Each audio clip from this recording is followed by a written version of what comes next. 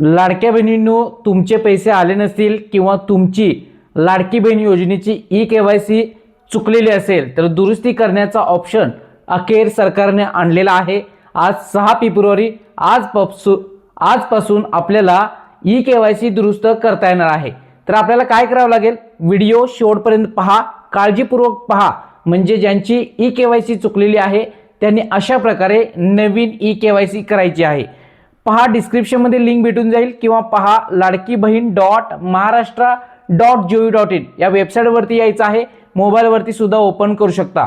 यामध्ये आल्यानंतर पहा, इथं तुम्हाला स्क्रीनवरती ही ई-केवायसीची संधी फक्त त्या लाभार्थ्यांना आहे ज्यांच्याकडून ई-केवायसी पहा, ज्यांच्याकडून ई-केवायसी करताना चुकीचे पर्याय निवडण्यात आले होते, ज्यांच्याकडून ई-केवायसी करताना चुकीचे पर्याय निवडण्यात आले होते त्यांना ही शेवटची संधी आहे। पहा, यावरती क्लिक करा आणि आपली नवीन ई-केवायसी करायची आहे। यामध्ये तुमचा आधार क्रमांक आणि इथे दिलेला कॅप्चा फिल करायचा आहे। मी सहमत आहे या पर्यायावरती क्लिक करायचं आहे आणि OTP पाठवा या पर्यायावरती क्लिक करा। पहा, आणि यानंतर काय ऑप्शन येईल पहा, इथं एरर येतोय तो पाहून घ्या। म्हणजेच हा आधार क्रमांक ई-केवायसी दुरुस्तीच्या यादीत नाही, म्हणजे यांची ई-केवायसी सक्सेसफुली झालेली आहे। ज्यांची ई-केवायसी अनसक्सेसफुल म्हणजेच चुकीची झालेली आहे त्यांच्यासाठीच हा ऑप्शन ओपन होणार आहे। आता कोणाकोणाचा ऑप्शन ओपन होतोय त्यांना तो ऑप्शन ओपन करायचा आहे। त्यानंतर आपल्याला 2 ऑप्शन येणार आहेत, त्यामध्ये नाही सिलेक्ट करायचा आहे आणि सबमिट करायचा आहे। आपण पाहूयात कुणाचे आणि चुकीचं आहे का, नंबर टाकून चेक करू।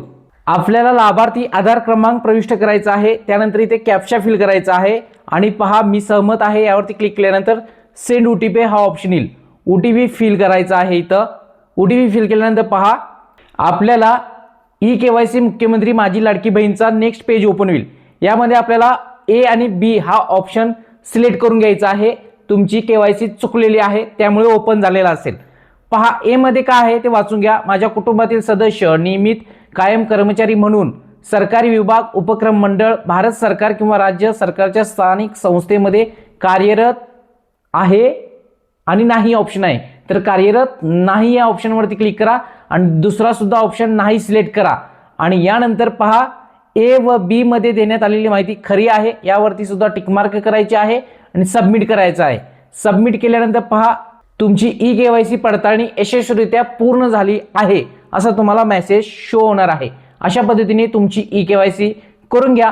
अशा प्रकारचे ऑप्शन तुम्हाला येणार आहेत।